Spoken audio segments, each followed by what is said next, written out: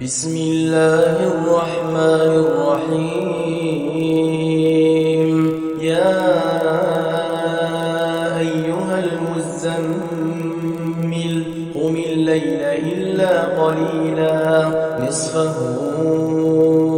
أو انقص منه قليلا أو زد عليه ورتل القرآن ترتيلا إنا سنلقي عليك قولا ثقيلا إن ناشئة الليل هي أشد وطئا وأقوم قيلا إن لك في النهار سبحا طويلا واذكر اسم ربك وتبتل إليه تبتيلا رب المشرق والمغرب لا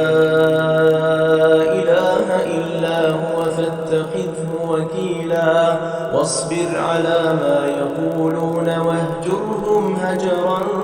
جميلا وذرني والمكذبين أولي النعمة ومهلهم قليلا إن لدينا أنكالا وجحيما وطعاما ذا غصة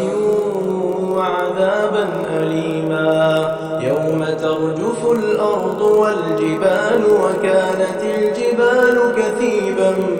مهيلا إنا أرسلنا إليكم رسولا شاهدا عليكم كما أرسلنا إلى فرعون رسولا فعصى فرعون الرسول فأخذناه أخذا وبيلا فكيف تتقون إن كفرتم يوما يجعل الولدان شيبا السماء منفطر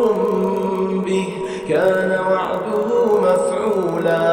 إن هذه تذكرة فمن شاء اتخذ إلى ربه سبيلا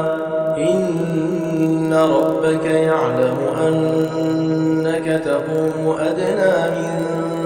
ثلثي الليل ونصفه وثلثه وطائفة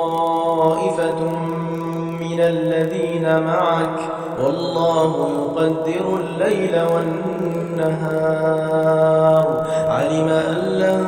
تحصوه فتاب عليكم فاقرؤوا ما تيسر من القرآن علم أن سيكون منكم مرضى وآخرون يضربون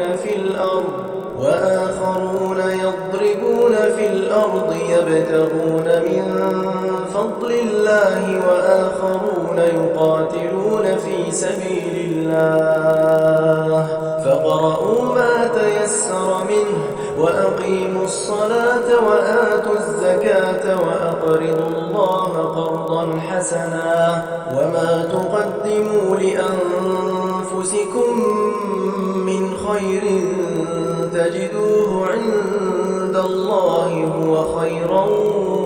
وأعظم أجرا واستغفروا الله إن الله غفور رحيم.